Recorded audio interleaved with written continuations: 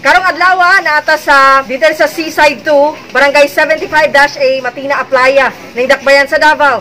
Kay, syempre natay mission karon mga kasama, itunol nato ato ang dala nga solar radio transistor nga hatod sa Araman Foundation sa ato ang One Radio Campaign. Ano sa pangalan nimo, ma'am?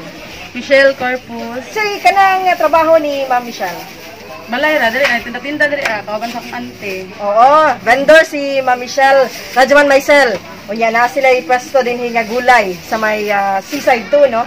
Okay. Sige, di na mo langanon. Ituno na naman mo ang early Christmas gift kanimo. Hatod sa Araman Foundation sa atong One Radio Campaign. Dawata ang atong brand new solar radio transistor. Daghan kayong salamat sa DXDC. Sa Ginoo po kay kamo ang gihimo nila og instrumento para makahatag sa mga. Uy, unsa di ka importante ang radyo sa inyong kinabuhi? Ikaw sa imong mga personal nganong kinahanglan magid nimo radyo? Importante kayo siya, ma'am, kay tungod para makadungog sa mga balita sa pang palibot. Oo. Apektado ba ninyo sa kung mag-ulan, baha sa inyong lugar? Medyo, ma'am, kay na-friend mi sa ma'am, sa sapa. Oo, sakto kayo na. Ma'am Michelle, ang DXDC updated kayo na sa mga public service, sa mga updates no, sa ato ang lakat sa panahon, natay mga latest na mga balita para ma-update ang inyong pamilya.